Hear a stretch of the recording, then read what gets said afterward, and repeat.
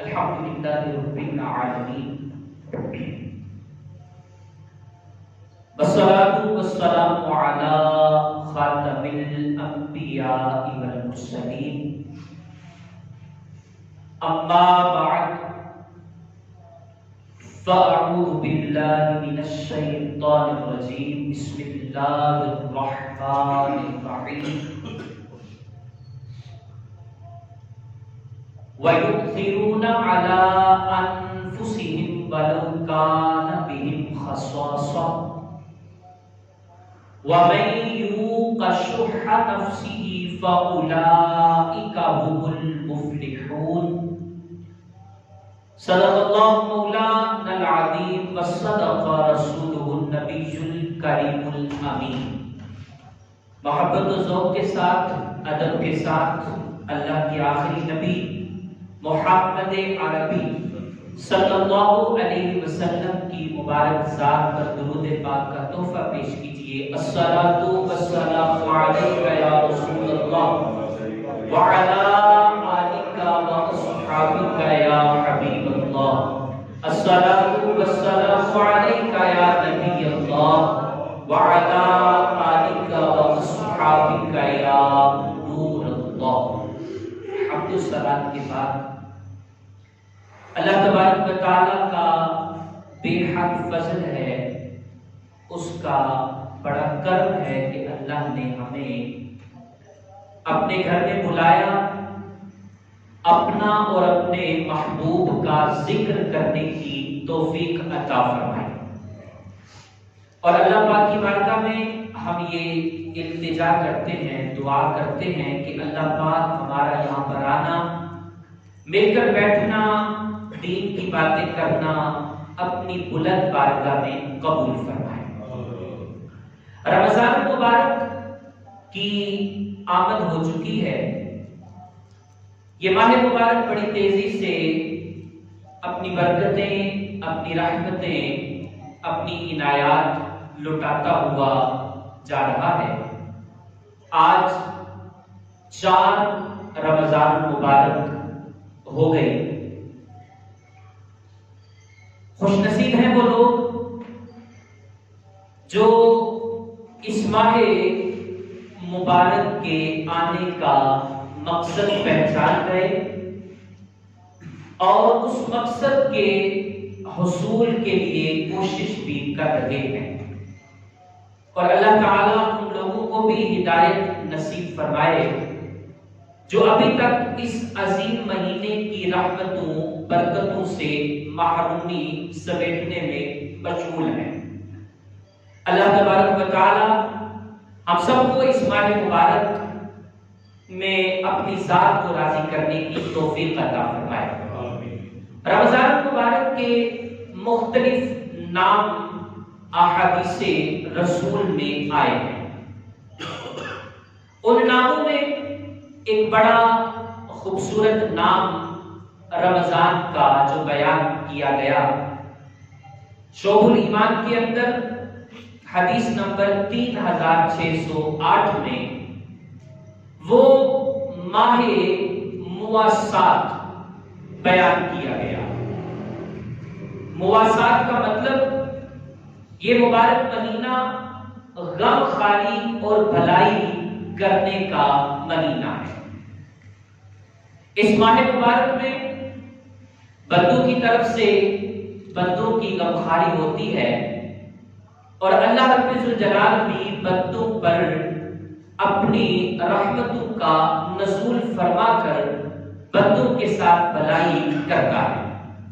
آج انشاءاللہ تعالی اس مختصر سے خطبے میں ہم رمضان مبارک احسان اور بھلائی کا مہینہ ہے، اس حوالے سے کچھ گفتگو سماعت کریں گے۔ سیونگ کا لفظ آپ نے سنا ہوگا، بہت سارے لوگ اس لفظ کو استعمال بھی کرتے رہتے ہیں، مطلب یہ کہ بچت۔ لوگ یہ سمجھتے ہیں کہ بچت صرف مال جمع کر کے اس کو ضرورت میں خرچ کرنے کے ساتھ ہی وابستہ ہے، جبکہ حقیقت اس کے برعکس ہے. صرف اور صرف یہی سیونگ ہو ایسا نہیں ہے، بلکہ بچت سیونگ اس طرح بھی کی جا سکتی ہے کہ بندہ رب کا عطا کردہ مال، رب کی عطا کردہ دولت اس کے بندوں پر خرچ کر کے اپنے اس مال کو اس بینک میں جمع کروا دے جو بینک نہ تو لٹتا ہے نہ ہی وہاں سے کوئی چوری ہوتی ہے، بلکہ ہمیشہ دگنے سے دگنا کر کے انسان کو عطا کرتا ہے. اور وہ کون سا بینک ہے؟ وہ رب ذوالجلال کا بنایا ہوا بینک ہے کہ جس میں بندہ رب کے عطا کردہ مال کو بندوں پر خرچ کر کے، اہل و عیال پر خرچ کر کے، اپنے قرابت داروں پر خرچ کر کے اس کا ثواب بندہ اکٹھا کرنے لگ جاتا ہے. اب ہمیں جو سیکھنا ہے، جو سمجھنا ہے، وہ یہی ہے کہ ہم کوشش کریں کہ اس ماہ مبارک کو اسم با مسمى بنائیں. مطلب کہنے کا یہ ہے کہ جس طرح اس کا نام ہمیں بتایا گیا کہ یہ غمخواری کا مہینہ ہے، یہ بھلائی کا مہینہ ہے، ہم کوشش یہ کریں کہ اس مہینے میں غمخواری اور بھلائی کریں. اللہ سبحانہ و تعالی قرآن مجید فرقان حمید میں غمخواری کرنے کے حوالے سے، بھلائی کرنے کے حوالے سے سورہ حشر 12-28 آیت نمبر 9 میں ارشاد فرماتا ہے وَيُؤْثِرُونَ عَلَىٰ أَنفُسِهِمْ وَلَوْ كَانَ بِهِمْ خَصَاصَةٌ. کچھ خوش نصیب لوگ ایسے ہیں جو اپنی جانوں پر دوسروں کو ترجیح دیتے ہیں، اگرچہ وَلَوْ كَانَ بِهِمْ خَصَاصَةٌ وہ اس چیز کے زیادہ حقدار ہوتے ہیں، لیکن اس کے باوجود وہ اپنی جان پر دوسری جان کو ترجیح دیتے ہیں. وَمَن يُوقَ شُحَّ نَفْسِهِ فَأُولَٰئِكَ هُمُ الْمُفْلِحُونَ. اور پھر اسی آیت کے آخر میں اللہ رب ذوالجلال نے فرمایا کہ جو بندہ نفس کی لالچ سے بچا لیا گیا، یہ جو نفس کو لالچ کا پھندا ڈلا ہوا ہے، اگر کوئی بندہ اس سے بچا لیا گیا فَأُولَٰئِكَ هُمُ الْمُفْلِحُونَ تو یہی لوگ کامیابی پانے والے لوگ ہیں.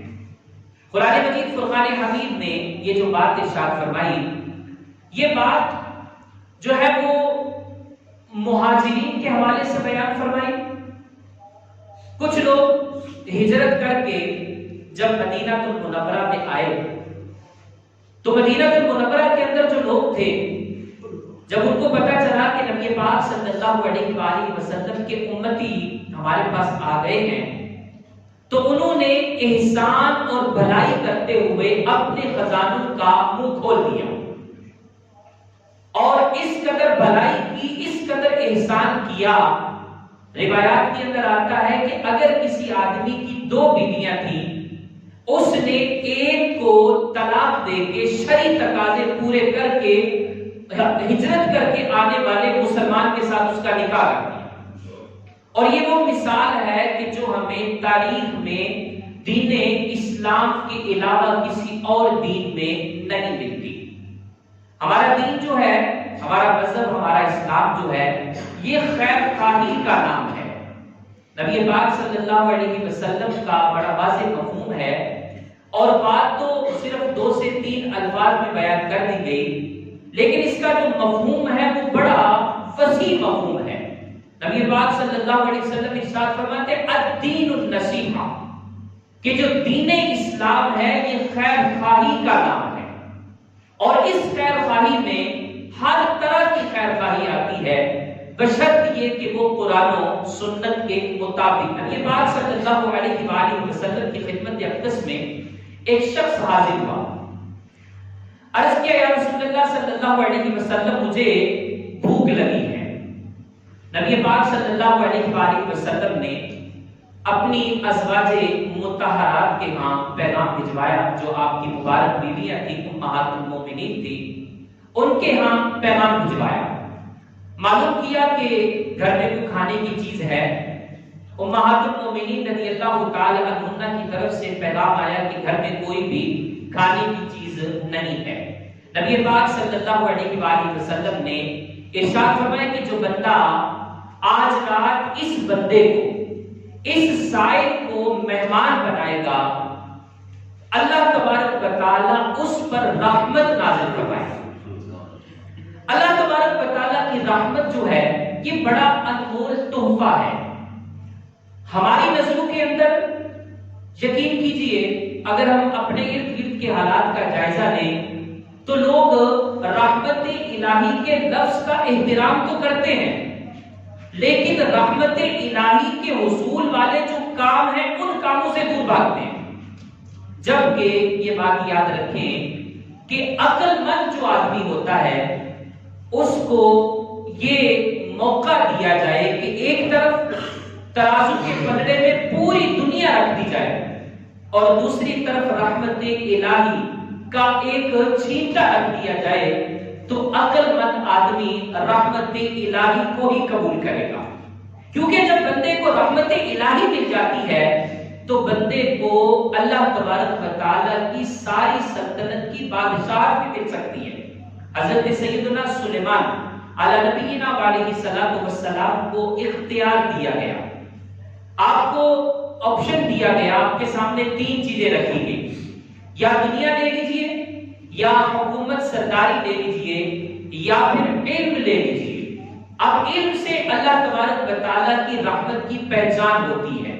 حضرت سیدنا سلیمان علیہ نبینا علیہ الصلوۃ والسلام نے علم کو اختیار فرمایا، اور علم کو اختیار فرمانے کی برکت یہ ہوئی کہ اللہ تبارک و تعالیٰ نے آپ کو ایسی بادشاہت عطا فرمائی کہ پوری دنیا میں جن لوگوں نے حکومت کی ان میں ایک حضرت سلیمان علیہ السلام کا اس میں گرامی آ۔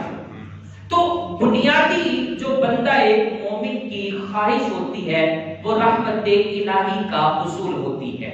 رحمت الہی بندے کو مل جائے تو پھر دنیا کی کوئی بھی چیز اس سے جو ہے وہ کسی اور چیز کی اس کو کمی نہیں رہتی۔ تو میں یہ عرض کر رہا تھا، نبی پاک صلی اللہ علیہ وسلم نے ارشاد فرمایا اس بندے کو جو میرے پاس سائل آیا ہے، کون اس کو مہمان بنائے گا؟ جو اس کو مہمان بنائے گا اللہ تعالیٰ اس پر رحمت نازل فرمائے گا۔ ایک انصاری صحابی کھڑے ہوئے اور عرض کرنے لگے، یا رسول اللہ صلی اللہ علیہ وسلم، میں حاضر ہوں، میں اس بندے کو اپنا مہمان بناتا ہوں۔ اب وہ آدمی کو اپنے گھر لے گئے اور اپنی زوجہ سے کہا کہ رسول پاک علیہ الصلوۃ والسلام کا مہمان آیا ہے، اب تم نے گھر میں کوئی چیز ان سے بچا کر نہیں رکھی۔ رسول پاک صلی اللہ علیہ وسلم کا مہمان آیا، انہوں نے عرض کی کہ حضرت ہمارے پاس تو بچوں کی خوراک کے علاوہ کوئی اور چیز ہی نہیں ہے، لہذا جو ہے وہ ہمارے پاس تو ان کی خدمت کے لیے کوئی چیز نہیں ہے۔ اب وہ انصاری صحابی کہنے لگے کہ جب عشاء کا وقت ہو جائے تو آپ بچوں کو بہلا پھسلا کر سلا دیجیے، پھر جب ہم کھانا کھانے بیٹھیں تو ساتھ میں چراغ درست کرنے کے بہانے چراغ کو بھی بجھا دیجیے۔ اللہ اکبر کبیرہ۔ اگر آج رات ہم بھوکے رہیں گے تو کیا ہوگا؟ چنانچہ یہی کچھ کیا گیا۔ جب صبح کے وقت وہ شخص نبی پاک علیہ السلام کی بارگاہ میں حاضر ہوئے تو نبی پاک علیہ السلام نے ارشاد فرمایا، اللہ نے تمہاری کاریگری کو بہت پسند فرمایا، اللہ رب الجلال نے تمہاری کارگزاری کو بہت پسند فرمایا۔ اللہ تعالیٰ نے اس وقت یہ آیت نازل فرمائی، وَيُؤْثِرُونَ عَلَىٰ أَنفُسِهِمْ وَلَوْ كَانَ بِهِمْ خَصَاصَةٌ، کہ یہ وہ لوگ ہیں، یہ وہ خوش قسمت بندے ہیں جو اپنی جانوں پر دوسروں کو ترجیح دیتے ہیں۔ اب اس پیرائے میں ہم اپنا اور اپنے معاشرے کا جائزہ لیں، شاید ہمیں تصویر اس سے برعکس نظر آئے گی۔ سب سے پہلے یہ دیکھا جاتا ہے کہ اس میں میرا فائدہ کتنا ہے۔ کوئی بھی کام ایسا ہے جس میں بندے کو اپنا فائدہ نظر نہ آئے، بندہ اس سے پیچھے ہٹنے لگ جاتا ہے، اس کو کرنے نہیں کرتا، اس کو کوشش نہیں کرتا کہ میں یہ کام کروں۔ کیوں؟ اس سے دوسرے لوگوں کا فائدہ منسلک ہوتا ہے۔ سارے کے سارے لوگ ایسے نہیں ہیں ماشاءاللہ بہت سارے خوش قسمت لوگ بھی ایسے ہیں جو کہ اپنی جان پر دوسروں کو ترجیح دیتے ہیں، لیکن ہم اوورآل بات کر رہے ہیں کہ شاید ہمارے معاشرے سے اس بھلائی کا جو ہے وہ رخ موڑ دیا گیا ہے اور ہمارے لوگ اس چیز کو سمجھنے سے قاصر ہیں۔ اس آیت مبارکہ سے جو دوسری بات ہمیں سیکھنے اور سمجھنے کو ملتی ہے وہ یہ ہے کہ وَمَن يُوقَ شُحَّ نَفْسِهِ فَأُولَٰئِكَ هُمُ الْمُفْلِحُونَ، کہ جو بندہ اپنے نفس کی لالچ سے بچا لیا گیا۔ اب بندہ بھلائی سے رکتا ہے، سب سے بڑی رکاوٹ اس کا اپنا نفس ہوتا ہے۔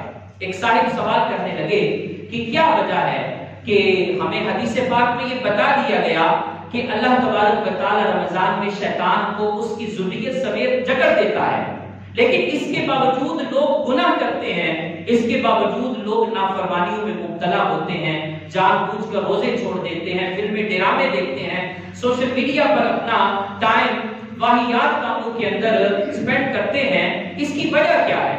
تو علماء کرام نے اس کا جواب یہ دیا ہے کہ دراصل شیطان کو ذریت سمیت تو جکڑ دیا گیا ہے، لیکن انسان کا جو نفس امارہ ہے وہ آزاد ہے۔ اب اس کے چنگل میں آ کے آدمی رب کی نافرمانی کے اندر مبتلا ہو جاتا ہے۔ تو اللہ تبارک و تعالی یہاں پر ارشاد فرما رہا ہے وَمَن يُوقَ شُحَّ نَفْسِهِ فَأُولَٰئِكَ هُمُ الْمُفْلِحُونَ، جو بندہ اپنے نفس کی لالچ سے بچا لیا گیا، جس بندے کو اس چیز سے ہٹا دیا گیا کہ وہ ہر چیز کے اندر اپنا ہی فائدہ دیکھے، اس چیز سے بچا لیا گیا، تو فرمایا فَأُولَٰئِكَ هُمُ الْمُفْلِحُونَ، یہی وہ لوگ ہیں، یہی وہ خوش قسمت ہیں کہ جو دونوں جہاں میں کامیابیوں سے ہمکنار ہو جاتے ہیں۔ تو یہ جو چیز ہے جو ہم عرض کر رہے ہیں، نبی پاک صلی اللہ علیہ وآلہ وسلم کی تعلیمات ہیں۔ نبی پاک علیہ الصلوۃ والسلام نے رمضان کو ماہ مواسات قرار دیا۔ شعبان المعظم کے آخری دن شعب الایمان کے اندر حدیث پاک بیان کی گئی ہے، نبی پاک علیہ الصلوۃ والسلام نے شعبان المعظم کے آخری دن صحابہ کرام کو جمع کیا اور اس میں استقبال رمضان کیا، اس میں ایک عظیم الشان خطبہ ارشاد فرمایا اور اس کے اندر نبی پاک علیہ الصلوۃ والسلام نے اس چیز کو بیان فرمایا کہ رمضان ماہ مواسات ہے، رمضان بھلائی کا مہینہ ہے، رمضان خیر خواہی کا مہینہ ہے۔ اور پھر نبی پاک علیہ الصلوۃ والسلام ارشاد فرماتے ہیں اسی خطبے کے اندر، فرماتے ہیں کہ اس مہینے میں مومن کا جو رزق ہے وہ بڑھا دیا جاتا ہے، اس مہینے میں مومن کو رزق کی وسعت عنایت ہوتی ہے، اور جو اس میں روزہ دار کو افطار کرواتا ہے اللہ تبارک و تعالیٰ اس کے گناہوں کی مغفرت فرما دیتا ہے۔ آپ اندازہ کیجئے کہ ایسا انعام جو ہمیں کسی بندے سے نہیں مل سکتا، ایسا انعام، ایسا گفٹ رب ذوالجلال ہمیں عطا فرماتا ہے جو مخلوق کے اندر کوئی بھی نہیں دے سکتا، اتنا بڑا انعام۔ صحابہ کرام علیہ رضوان نے عرض کیا یا رسول اللہ صلی اللہ علیہ وسلم، ہم میں سے ہر شخص وہ چیز نہیں پاتا جس سے وہ کسی کا روزہ افطار کروائے، ہر بندہ اس کے پاس اتنی وسعت نہیں، اتنی طاقت نہیں ہے کہ وہ کسی کا روزہ افطار کروائے۔ نبی پاک علیہ السلام نے ارشاد فرمایا اللہ تعالیٰ یہ ثواب تو، یہ جو بخشش کا ثواب ہے، اتنا بڑا ثواب ہے، یہ ثواب تو اس بندے کو عطا فرماتا ہے جو ایک گھونٹ دودھ یا ایک کھجور سے کسی کا روزہ افطار کرواتا ہے۔ یہ اللہ تبارک و تعالیٰ کی رحمت بخشش کے بہانے میں ہوتی ہے۔ دیکھیے ایک معمولی سا کام ہے، ایک گھونٹ دودھ ہے اور ایک کھجور ہے، وہ کسی کو بندہ دے دیتا ہے تو اللہ تبارک و تعالیٰ اس بندے کو اتنا بڑا انعام عطا فرماتا ہے۔ اس وقت ہمارے جو مسلمانوں کے اندر جو حالت ہے وہ یکسر اس سے مختلف ہے۔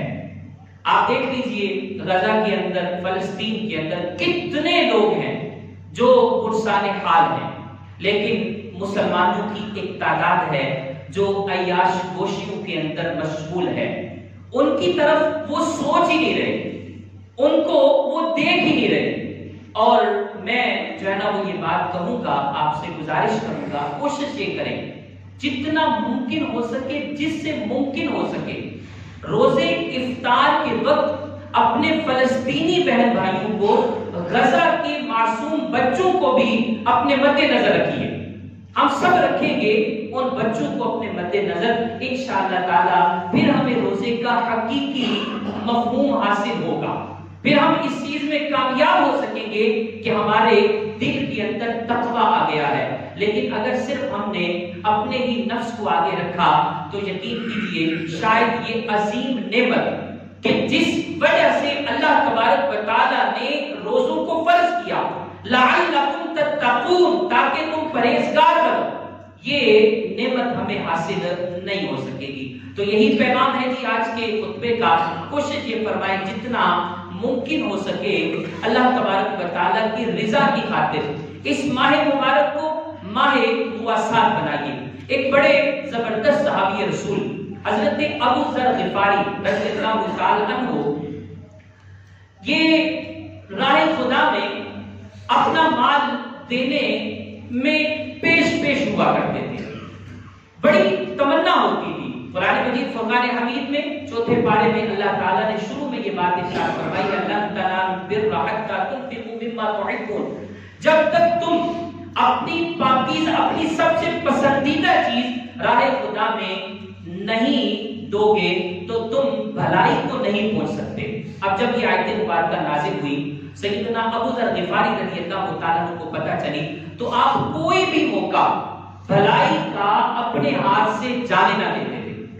آپ رضی اللہ تعالیٰ عنہ مدینہ منورہ کی قریبی بستی میں رہا کرتے تھے۔ ایک صاحب ابو سلیم نام، حضرت ابو ذر غفاری رضی اللہ تعالیٰ عنہ کی خدمت میں آئے اور آ کر کہنے لگے کہ حضور میں آپ کی خدمت میں رہنا چاہتا ہوں، آپ کا مہمان بننا چاہتا ہوں، آپ سے علم بھی سیکھ لوں گا اور آپ کی صحبت سے فیضیاب بھی ہو جاؤں گا۔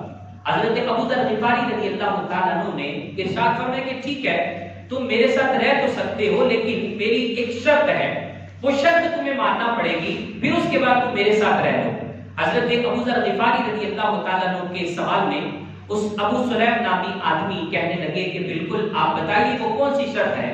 حضرت ابو ذر غفاری رضی اللہ تعالیٰ عنہ فرمانے لگے کہ جب بھی میں تمہیں اپنے مال میں سے کوئی چیز اللہ کی راہ میں خرچ کرنے کا کہوں تو سب سے عمدہ چیز تم نے راہ خدا میں دینی، سب سے اعلیٰ چیز تم نے راہ خدا میں پیش کرنی ہے۔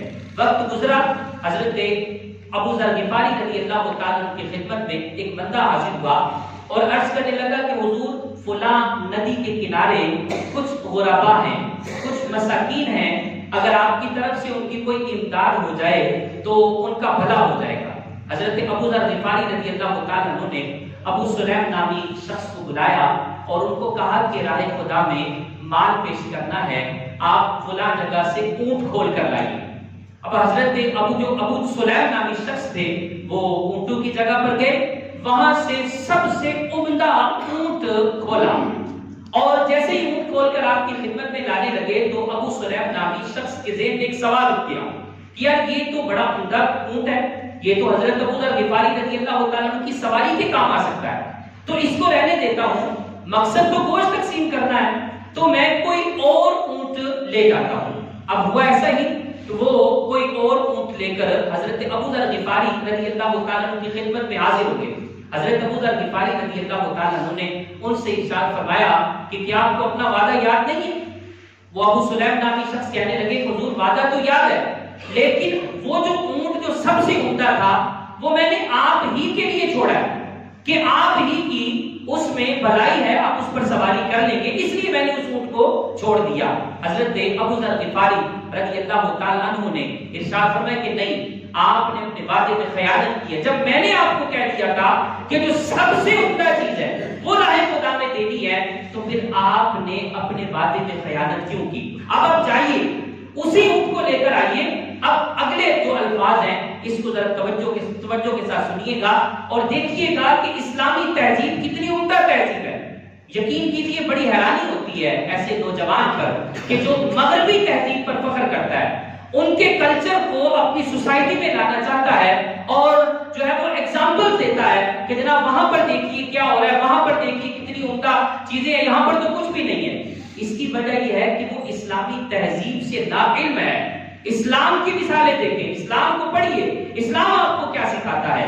حضرت ابو ذر غفاری صحابی رسول ہیں رضی اللہ تعالیٰ عنہ، ارشاد فرماتے ہیں کہ جائیے ابھی اسی اونٹ کو لے کر آئیے اور ان لوگوں کے گھروں سمیت میرے گھر کو بھی گن لیجیے، اور جتنا گوشت آپ نے ان میں سے ہر ایک کے گھر میں دینا ہے اس گوشت سے ایک بوٹی بھی زائد میرے گھر میں نہیں آنی چاہیے۔ اب اس سے اندازہ کیجئے کیسا انصاف تھا۔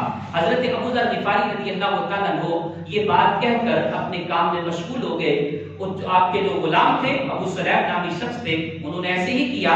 حضرت ابو ذر غفاری رضی اللہ تعالیٰ عنہ نے دوبارہ ان کو بلایا، جب بات ختم ہوئی دوبارہ ان کو بلایا اور ان کو بلا کر ارشاد فرمایا کہ آپ نے ایسا کیوں کیا تھا، کیا وجہ تھی کہ جب میں نے آپ کو کہہ دیا تھا تو آپ نے ایسا کیوں کیا؟ تو انہوں نے کہا کہ حضور عمدہ مال تھا، میں نے آپ ہی کے لیے چھوڑا تھا۔ حضرت ابو ذر غفاری رضی اللہ تعالیٰ عنہ نے نصیحت بھرے 3 جملے ارشاد فرمائے۔ آپ فرماتے ہیں کہ آپ یہ کہتے ہیں کہ یہ میرا مال ہے، اب مال کے بارے میں سنیے۔ فرمایا کہ مال جو ہے اس کے 3 حصے دار ہیں۔ کتنے حصے دار ہیں؟ 3 حصے دار ہیں۔ نمبر 1 تقدیر، کسی کا مال نہیں چھوڑے، یہ سب کا مال لے جائے گی۔ اور دوسرا وارث، وہ اپنا مال بھی لے جائے گا۔ جب تقدیر کسی کا مال نہیں چھوڑتی، وارث کسی کا مال نہیں چھوڑتا، وارث کو یہ انتظار ہوتا ہے کہ کب یہ بندہ انتقال کرے تو میں اس کی پراپرٹی کا، اس کی جائیداد کا حقدار بنوں، تو پھر میں نے جو مال اپنا آگے بھیجنا ہے اس کو لینے میں جلدی کیوں نہ کروں۔ تو لہٰذا فائدہ اسی میں ہے کہ ہم کوشش یہ کریں کہ اس ماہ مبارک کے اندر جتنی ممکن ہو سکے غم خواری کا مظاہرہ کریں، جتنا ممکن ہو سکے اپنے دسترخوان پر ہم طرح طرح کے انواع و اقسام کے کھانے رکھتے ہیں۔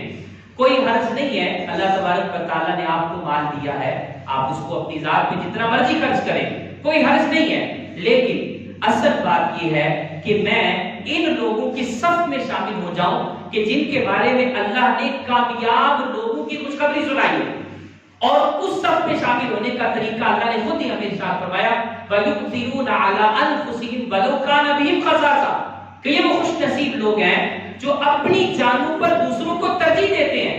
وَلَوْ كَانَ بِهِمْ خَصَاصَةٌ، اگرچہ ان کو خود ضرورت ہوتی ہے، اگرچہ ان کو خود حاجت ہوتی ہے، تو کوشش یہ فرمائیے اس عظیم کام کو اپنے سامنے رکھیے اور اس تاریخ سے اپنے لیے جو ہے وہ رہنما باتیں حاصل کیجئے کہ اس ماہ مبارک کو ہم نے ماہ مواسات یعنی غمخواری کرتے ہوئے گزارنا ہے۔